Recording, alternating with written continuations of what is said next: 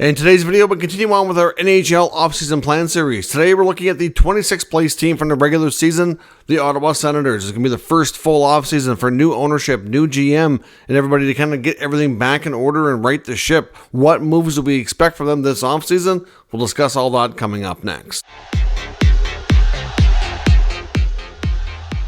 So welcome back to another video here at Top Shelf Hockey. As I mentioned, today we're continuing on with our NHL offseason plan series. Today we look at the 26th ranked Ottawa Senators. They certainly were a major underachiever for the last season here. 23-24 did not go as planned. Certainly fair to say that there was a lot of much higher expectations that weren't achieved. Things to me kind of got distracted really early on. The sale of the team from the estate of Eugene Melnyk to Michael Andlauer took way longer than anybody ever expected. I mean, look how long that sale, everything came together to send the Coyotes to Utah. Like, that was expedited and fast-tracked.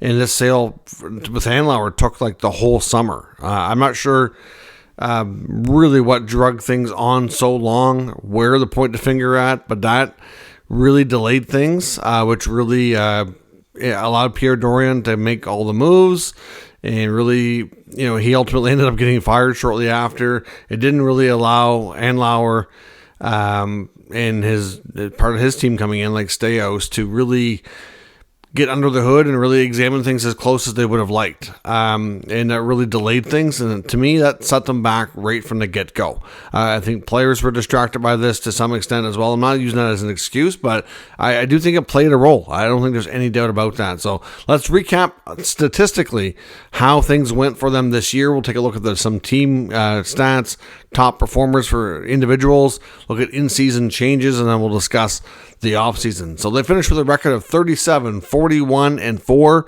for 78 points. That's a decent little step back from last year. Last year, they were a lot closer to getting into the playoffs. And like I said, it was a regression, which was not what was expected and very unfortunate. Goals for was 250 for 20th best.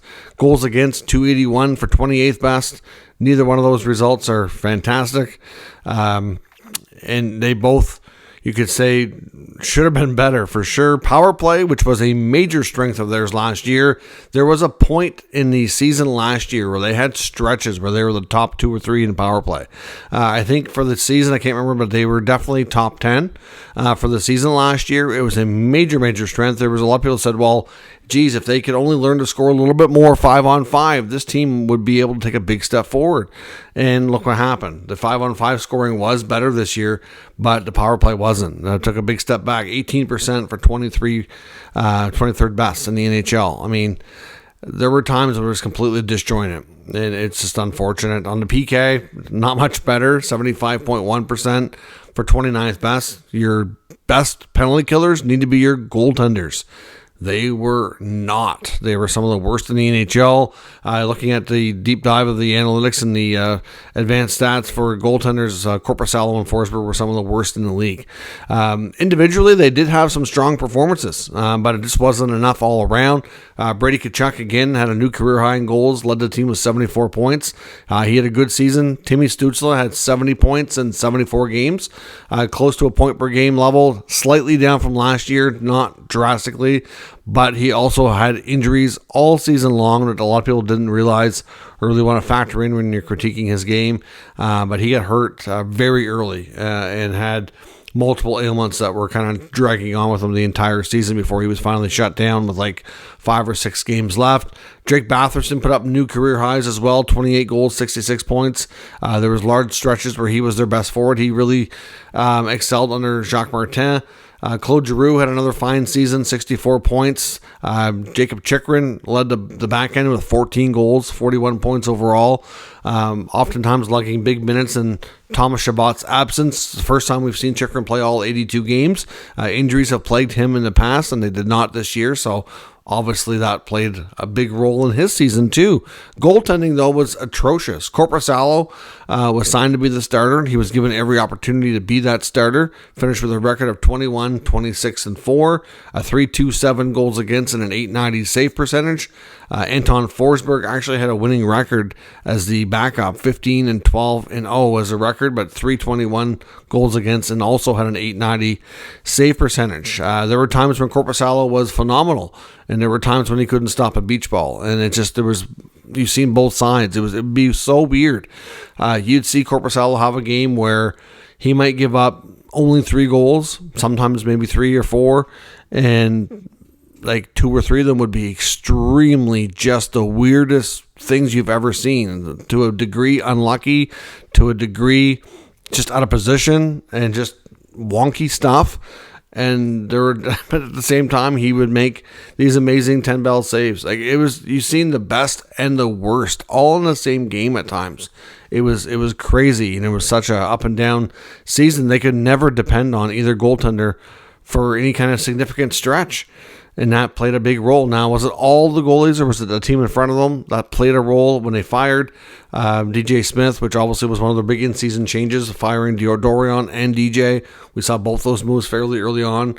Jacques Martin came in along with Daniel Alfredson as an assistant and tried to really preach structure and just paying attention to a lot of the small details that really make a big difference. And there were times when they had them playing extremely well, and you saw big improvements, and they had some good winning streaks. But then there were times when it was horrific. They had like a horrific road trip. I can't remember how many games it was. It was like a 7 or 8 game road trip, and I think they got 1 point on the road trip. It was the most brutal thing you've ever seen. Obviously for in-season changes, Dorion was gone early on after an NHL scandal where they had to give up a first-round pick. They don't have to determine what year that is just yet. It's sometime in the next 3 years. So they're probably going to punt down as far down the road as they can. Obviously, Steve Staios comes in as president initially, names himself GM after Dorion is let go. DJ is fired a little while after that. Martin and Alfredson come in. The only thing they really did on the roster was they had signed Vladimir Tarasenko to a free agent contract last year for one year, and then they moved him up the deadline to Florida. They get a 3rd rounder back, and that's really about it. I know Tarasenko, he was a good player for the Sens. He played well. He seemed to really like it there. I think he liked it a lot more than he expected. I suspect he's going to want to stay in Florida where he went. I know that's where his family wants to be. So I don't really think there's a possibility of returning. I know there was some talk that maybe he comes back as a free agent, but there's other comparable players that they can probably get for just as good or better price. So in all likelihood, that probably doesn't happen. But Tarasenko is the only player of significance moved, whereas you saw a coach and a GM firing. Of course, the Shane Pinto situation, which really wasn't a roster change, but it was a major impact on the team. Early on, right before the season starts, Pinto was not signed. There was seemed to be contentious negotiations going on, and then he ends up getting suspended 41 games for some gambling incident, which we don't really know 100% what happened, but the belief is that his gambling account, he was allowing some of his friends to sign into it. I'm not sure exactly what they were doing, placing bets for him. I don't know. But at the end of the day, he screwed up and he had to pay a major price. 41 games. So losing him was significant. They also lost Josh Norris to injury early on. So again, this team has 3 really good centers to go deep down the middle of Stützle, Norris, and Pinto. And for the first little while, they had Stützle and Norris. Norris gets hurt before Pinto. Actually, no, it was right after, wasn't it? Because Pinto actually managed to come back. And then they had the 3 of them for a short number of games, and there was a completely different team.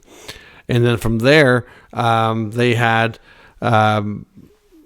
Norris go down, and he lost the rest of his season. And then, they were down to 2 yet again. So this team has been severely challenged because of issues with injuries, primarily to Josh Norris. That's 2 times now, significant losses.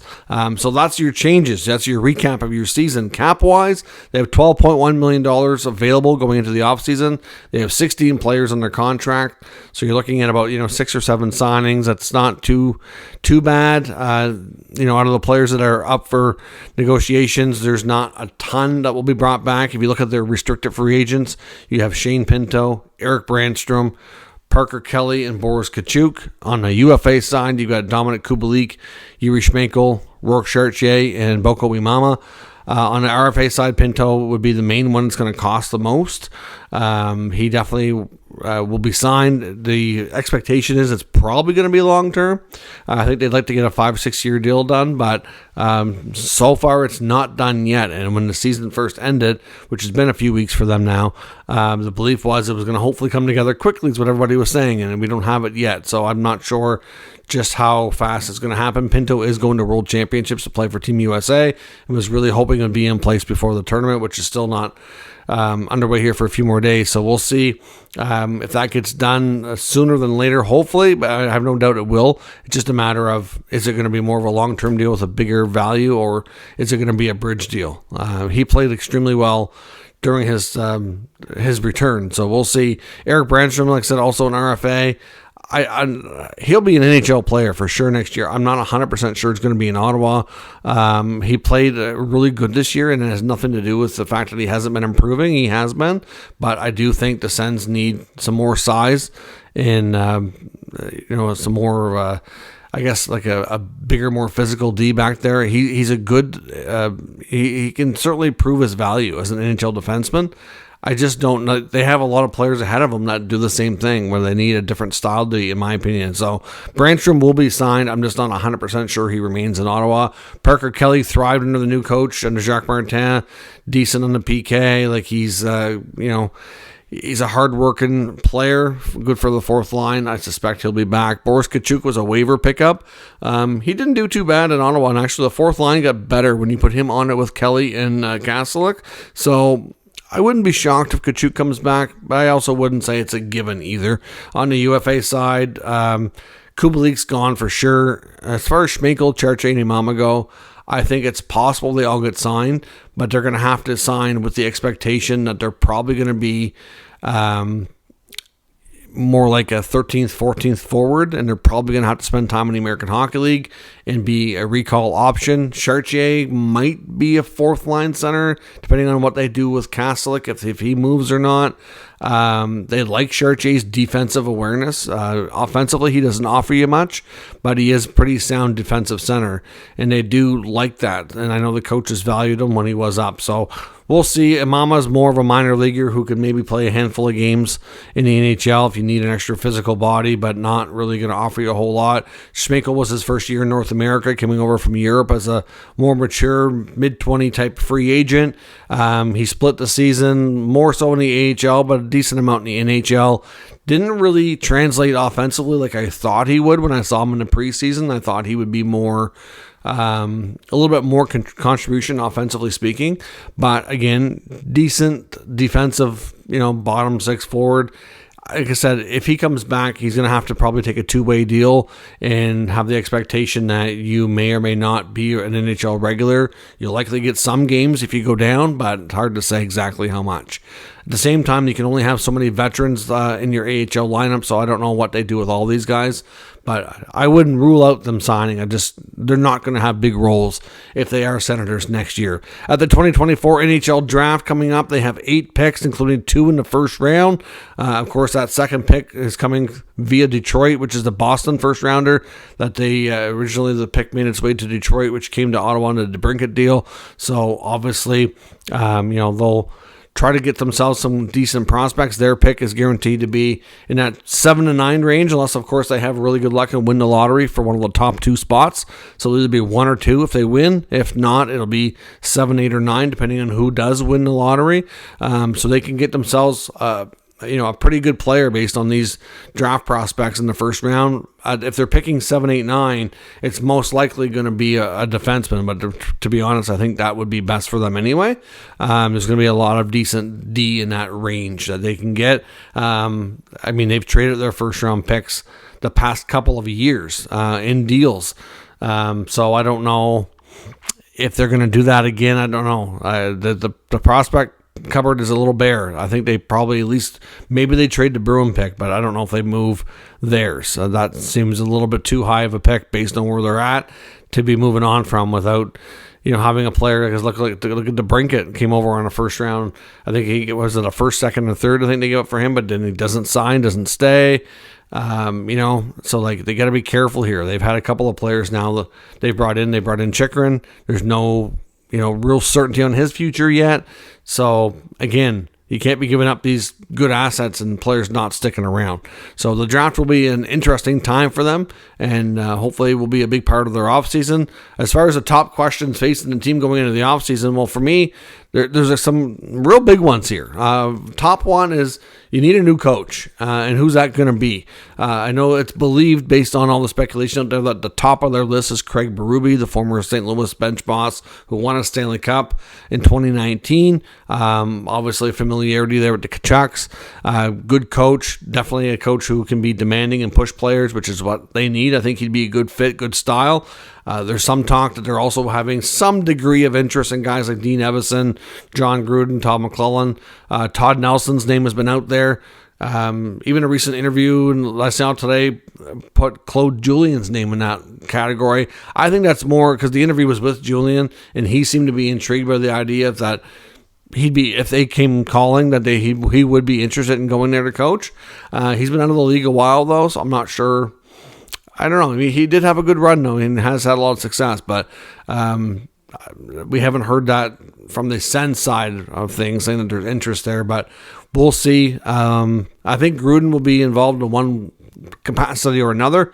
I personally don't think he'd be the best choice for head coach, not to take anything away from his coaching ability. I just think the team really needs something with somebody here with some experience, and Gruden can maybe come in as an assistant for a potential role as a head coach down the road, maybe hard to say. Obviously, goaltending is paramount as well. They cannot return with this tandem. Forsberg will be easier to move than Korpisalo, but I don't know, man. I'm not sure what they're going to do, but the goaltending stats were among the worst in the NHL. You're not going to be able to, no matter what else you do with this club, if you run back the same tandem and they don't get better, that's just utterly crazy, and you're not going to get better. So I'm not sure what they do. I'm not sure how you move a guy like Korpisalo with that kind of term. Forsberg would be easier to go. He's got 1 year left on his contract. I'm sure if they really want to move Forsberg, then that's probably doable, but Korpisalo, I don't know. So that's going to be tough, but they can't run back the same goaltending tandem. They've been linked to some other goaltenders out there on the market, but again, that's going to be really tricky to do. Money-wise, what to give up for assets, it's a really tough call. So we'll see, but addressing goaltending, absolutely paramount. Signing Shane Pinto is paramount as well. Get him locked up and get it done so it's not a distraction dragging on towards the end of the year like we saw going into camp last season. He's proved again that he's a piece of the core of this team and needs to be around long term to help this team have success. So I'd be getting I'd be open to doing 8 years with Pinto, but at least 5 or 6 preferably to get him long-term committed here. You have to make a decision on Jacob Chychrun because he's eligible to sign an extension, and you can either do that if you think he's going to be a big part of the team, but if you sign Chychrun, you need to consider moving Chabot. I don't think you need Chabot and Chychrun both. Jake Sanderson's the best defenseman on this team, will be the top pair guy. Chabot or Chychrun can be on the second pair on the left side. You could also... You can play one of them on their offside, but it didn't work out the greatest this past year. So you have Artem Zub, who can play the right side in the top 4. You ideally need another righty, a real solid right defenseman, preferably somebody who's better defensively. Offensively is not as big of a deal for their skill set here. They can move the puck, obviously great, but you need a right shot defenseman who can help you defend, because they have to defend better or they're not going to get better as a team. So if you move Chychrun or Chabot, you bring back ideally a top right defenseman would be preferable, but we'll have to see where that goes. Not a given that Chychrun goes, not a given that Chabot goes, but something has to give on the blue line. You need another defender who can really defend. And like I said, you have to decide on Chychrun's future in the near future anyways because of the contract. So you got to make a decision there on how to address that because something has to give. Their D-core has to get better next year. They do have a lot of talented players. And to some degree, they've got some good pieces, but they need a few more to really strengthen that up. And along with that, they need another forward, preferably somebody on the left side. Who can play preferably top 6, but at the very least top 9, depending on what's available via trade or free agency. They need another forward, especially with the absence of Tarasenko. They needed somebody else who can contribute and score. Kubalik was not the answer. He's going to be gone. We don't know. I think if Josh Norris comes back next year, you put him on the wing, to be honest. He could be the answer to be the second left winger. Because, with his injuries where things are at, to me, Pinto's proven he can be a top 6 center. I'd go with Stützle and Pinto as your 1-2 centers, and I'd move Norris to left wing. You get Tkachuk as your top left wing. You get Giroux and Batherson on the right side. That's a pretty good top 6. If Norris can stay healthy and be a 30-goal scorer again, your top 6 is pretty good in that sense. You got Ridley Gregg, to me, who's great for the third line. Matthew Joseph's a potential trade target. I don't know his future. He was very good at the beginning of the season, and then went cold and was inconsistent. Like his speed, but again, he might be replaceable. You got a guy like Zach Ostapchuk, put in a real good year in the minors. When he filled in and played well with Ridley Gregg, that's an option to look at. He said on the fourth line, you've got Kaslik Kelly. You've got maybe Tkachuk. If you bring him back, you get some options there. There's some other guys in the minors, but you do need ideally one more. If you move Joseph, if you could replace Joseph with somebody who's more consistent with the offense and can maybe be that guy that moves up if Norris gets hurt again or something. That's why I think you almost need somebody who's better like a top 6. Maybe a Tyler Toffoli. He's a free agent. He has got connections to the Ottawa area. I'm not sure if he's a perfect fit, but something along those lines. He shoots right, but some guys like to play their off wing. I know Giroux or Batherson have offered to play their off wing, and it seems to be okay for them. So either way, you need something along those lines. So Steve Staios, as you can see, he's got a lot of work to do. He's got to find a coach, address the goaltending, decided on Chychrun, try to get some size in that back, and bring in a couple more players to round out this core. Consider moving a couple of pieces. I don't think the core gets touched. I'd be shocked if it did, but the pieces around it need to get better for sure. So we'll see. Lots of interesting things ahead for this club. We'll see how deep and significant the changes become and what kind of stamp Steve Staios wants to place on this team. Let me know your thoughts on your expectations for the Sens down in the comments for their offseason. We'll discuss further. If you're new to the channel, make sure you subscribe and stick around. We'll keep you up to date with all the news, rumors, and analysis of all 32 NHL teams. Thanks for watching. I'll catch you next time.